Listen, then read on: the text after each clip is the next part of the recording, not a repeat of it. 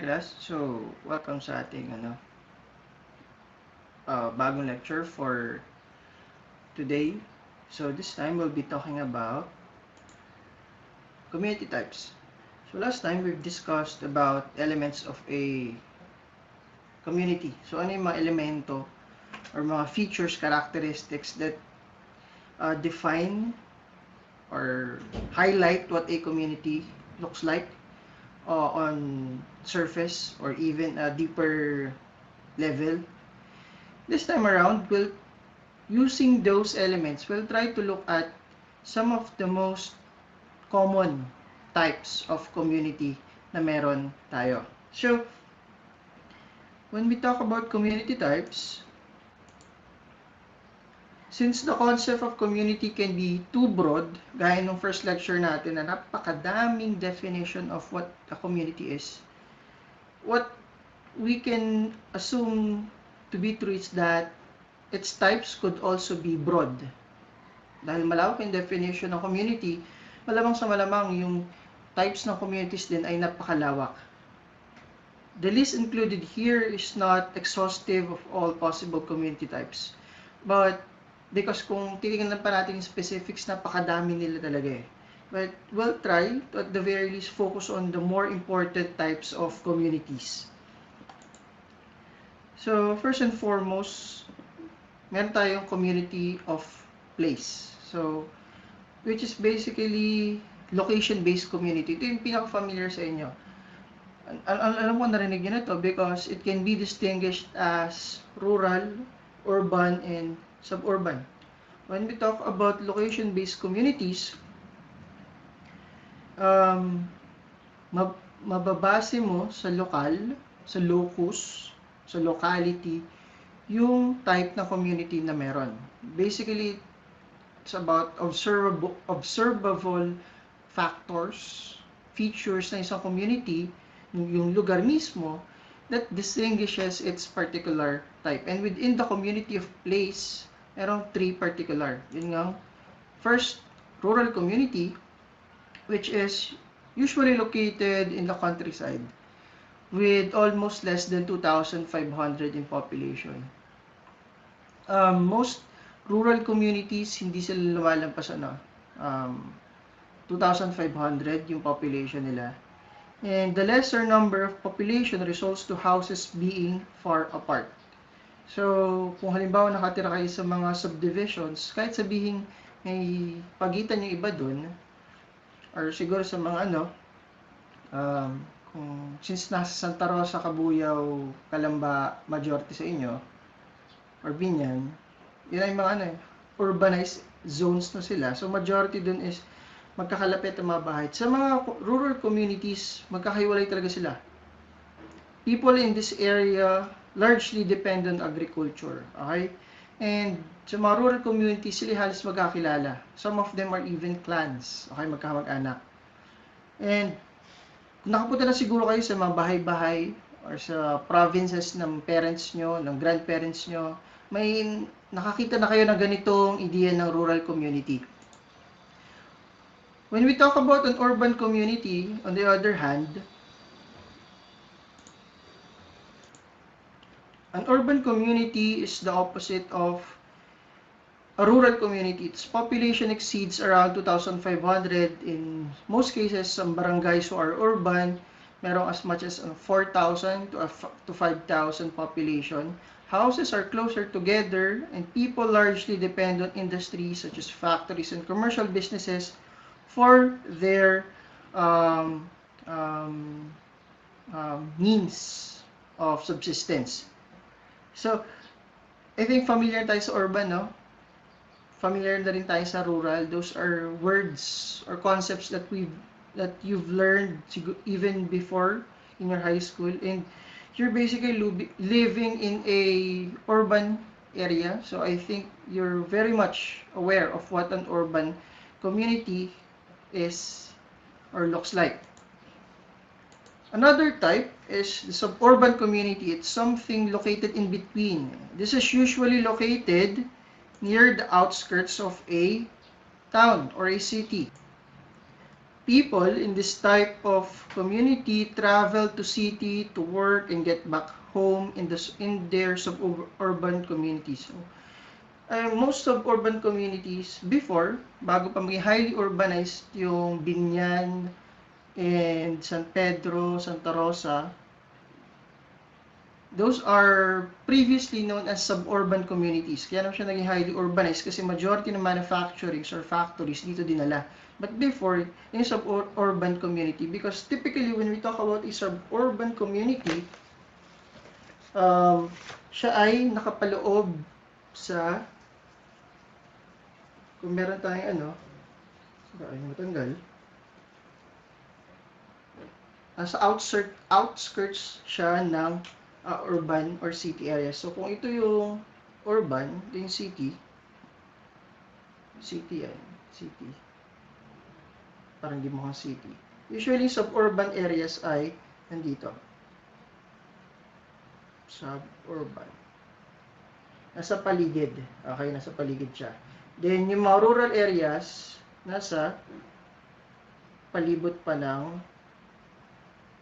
suburban communities. That's how, ganun, visualize dati yung city, urban, suburban, tsaka rural. Palabas ng palabas dun sa, how do you call this? Circle. Or dun sa parang, geographical circle. Palabas siya ng palabas. Ang sentro is usually the city. So, those are, napakadaling intindihin. But, according to Ferdinand Tonis, there's a much better distinction between rural and urban communities. Sa kanyang libro na Gemeinschaft and Gesellschaft, or Community and Society. So, Gemeinschaft, translated in English is community, while Gesellschaft is society. So, hindi ko kaya pronounce yung tama sa German kasi hindi ko talaga siya makuha, mas matigas dapat. But that's a more toned down pronunciation, Gemeinschaft and Gesellschaft. Schaft is German term closely meaning to ship in English language. It pertains to the state of being or having. On one hand, Gemen means common, thus common ship ang ibig sabihin ng Gemeinschaft, or community. On the other hand, Gesellschaft means fellow, thus Gesellschaft would mean fellowship or society. Because the thing with those two, Gemeinschaft is a smaller community. It's commonship, meaning individuals or members living in that community has that certain similarities, commonness, common. Typically, rural communities, yung pagiging common nila can be stemmed from them being related, kin, or have been living in that particular area for longer periods of time. Members share a common way of life and common beliefs, pares sila ng paniniwala, pares halos na mga gawi sa pamumuhay, na may madalas na pakikitungo, interaction with one over the other. As such, interactions and social ties are driven by emotions and sentiments, by a sense of moral obligation to others, which is very much common to rural, peasant, small-scale, or even homogeneous societies. So, the idea is in a Gemeinschaft or rural communities, or community per se, they are driven by emotions and sentiments, a certain moral obligation to act this way towards fellow members of a community, because commonship yung pagkakapare-pares yung rason kung bakit you are interacting on that particular community.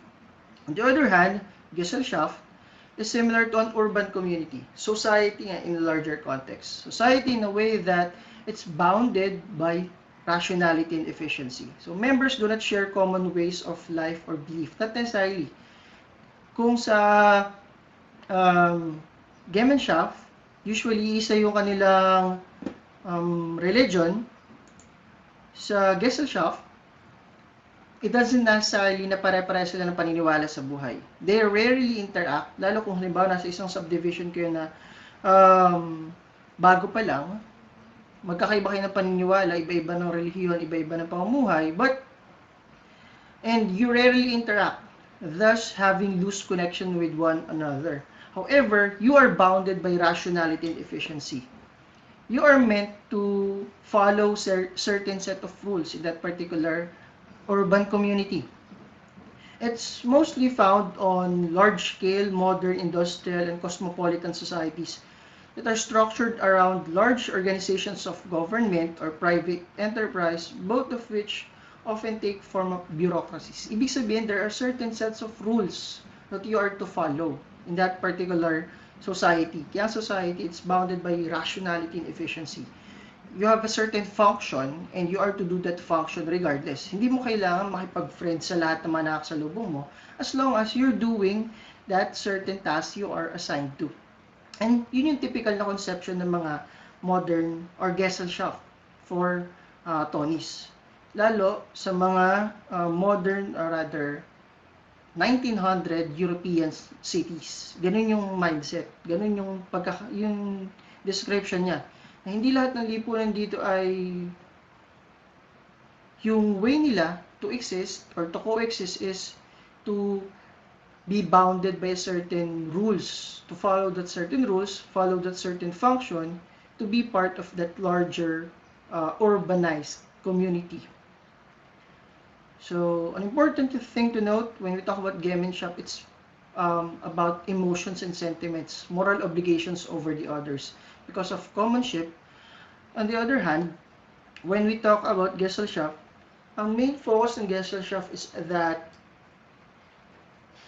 it's about rationality, means to an end. Whatever it is that you're doing that particular urban community is for you to achieve that certain function, following certain set of rules, regardless of differences in ways of life. Kumbaga sa groupings, meron akong specific task, as long as you're doing your task, kahit hindi ka makapag-friends sa mga groupmates mo, walang problema. You're doing what is assigned to you. So, moving on. Aside from community of place, meron tayong tinatawag na communities of interest or interest-based communities. This type of community is not defined by a certain space or place, but members having shared interests. Okay? So, primarily, yung mga ganitong community types is more common in virtual communities where people are joining sub-forums with discourses on specific interests and proceed to live their life in there. The idea with interest groups is that it can overlap with other types of communities, kahit community of place, dahil ito yung mostly virtual. You try to be part of a group. Ba ito?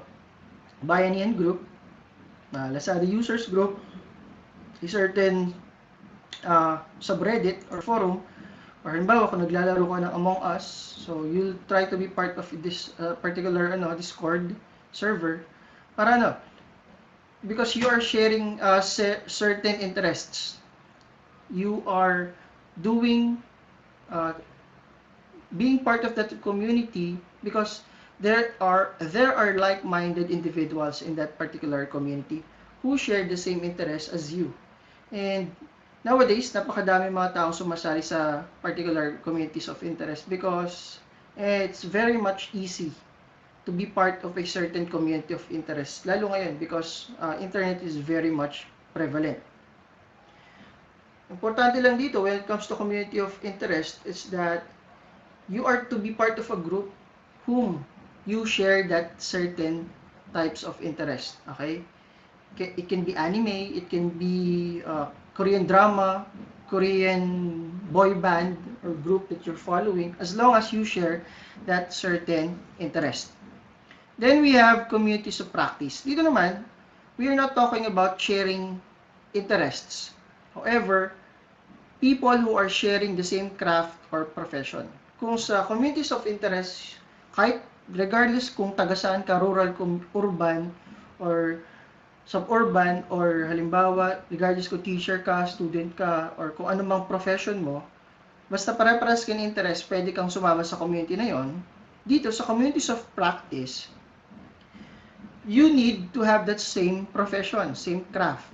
Sharing the same craft does not necessarily mean you share the same interest. Hindi ibig sabihin na parehas kayong teacher, parehas kayo ng mindset. Ibig sabihin na parehas kayong estudyante ng MCL at bahagi kayo ng grupong yan, ibig sabihin nun ay pare-parehas na kayo ng interest. However, because you are on that particular field or practice, you have that certain similarities in a way na pare-parehas kayo nakakaranas ng mga bagay-bagay, such as when are the exams, what are the exams that you'll be taking, so on and so forth. Those are not interest, but particular professions or craft that you want to be, that you can be a part of because you have that particular, or you are experiencing the same things as those who are part of that particular communities of practice. Then we have communities of action. So, balikan na natin. Communities of place focuses on the location. Communities of interest focuses on the interest, regardless kung saan ka nakatira or ano yung profession mo. Communities of practice focuses mainly on you being part of a group, virtual community that shares that same profession or practice. Kung students kayo ng MCL, student ng UPLB, student ng UPLB, or teachers, or doctors, or online sellers, those are communities of practice. You are part of that community or group not because you share the interest, but because they have certain similarities in a way that you are practicing the same craft or field. Lastly, we have communities of action. When we talk about communities of action or COA, communities of action is built not only for the same interest, but for a certain cause of action.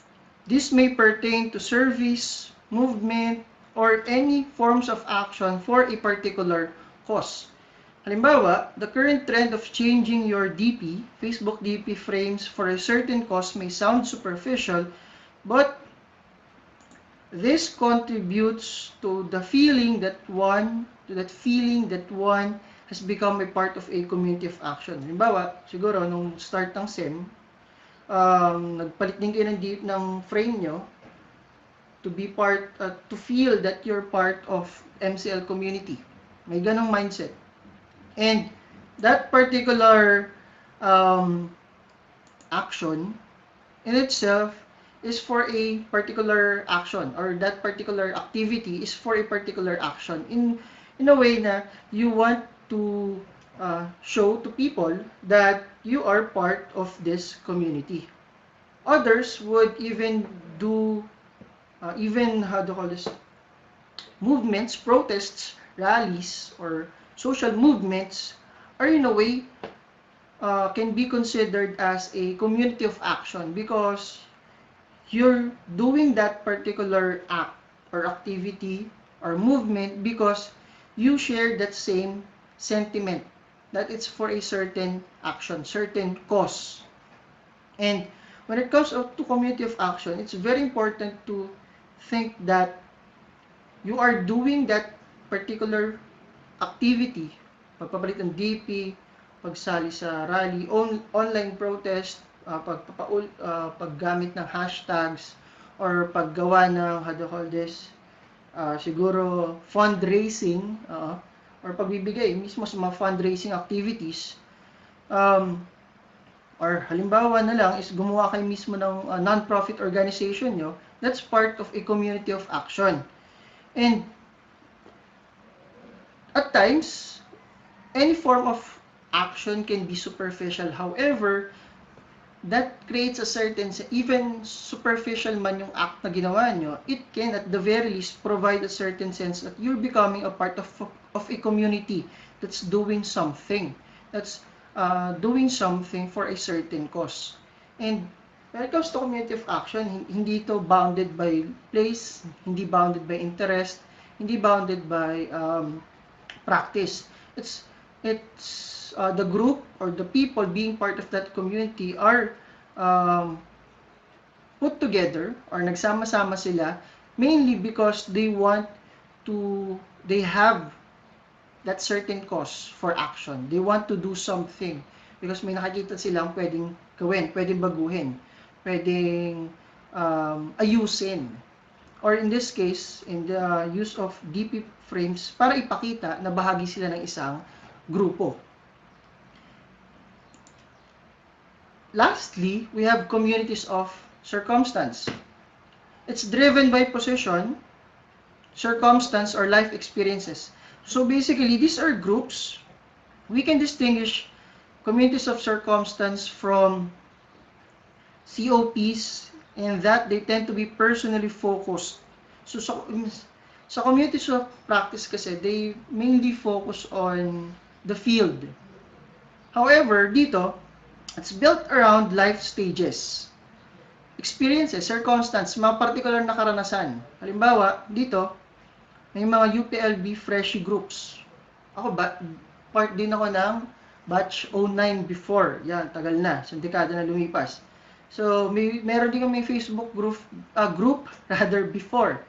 And that's a community of circumstance. Why? Because we are at that particular stage transitioning to college, and we want to have to know if we have other people sharing, having that same sentiments, kung paano namin matutulungan isa't isa, kung paano mag-enroll, kung paano mag-apply for scholarship, saan makakahanap na maayos sa dorm, kamusta yung mga teachers ng ganito, ng math, ng stat, and other things. Because these groups or communities are created because they are experiencing same circumstances, and they want to share, to be with people who share that same circumstances para magkaroon sila ng makakasama on that particular life stage at makakatulong para sa kanila. Additional example is ito, parenting tips na grupo, virtual group, wherein focus on parents na nagsisimula pa lang magkaroon ng pamilya. Again, compared to community of place, interest, or practice, and even community of action, this community of circumstance is mainly focused on certain life stages, life experiences. Pwedeng grupo dito may kinalaman sa mga nagkaroon ng cancer, okay? Or nagkaroon ng mga malalalang sakit, naghahanap ng mga tulong, and naghahanap ng mga success stories na related sa mga ganong kaganapan. What's clear though, however, when it comes to various types of communities, because these types of communities are to some extent very broad talaga, no? Napaka-broad niya kung tutusin. They can and will always overlap with one over the other. Pwede siyang mag-overlap. And you can be part of one community while being part of the other. Normal na lang maging bahagi ng napakaraming komunidad, lalo ngayon. And ang importante lang dito, you need, when it comes to distinguishing the community type, alam mo yung basis ng pagsali mo sa komunidad na yon. Sumali ka doon kasi pares mga interest, o nakatira ka doon, or meron kayong gustong action, certain cause for action or call for action, you share the same practice, or you share that same circumstance or life experiences. And for our sige, bago yan. What's clear when it comes to types of communities is that being part of a community or one community type does not mean na strictly dun ka na lang forever. Communities will change. Communities can change and will change regardless. And individuals are also, obviously, will change at some point in their lives.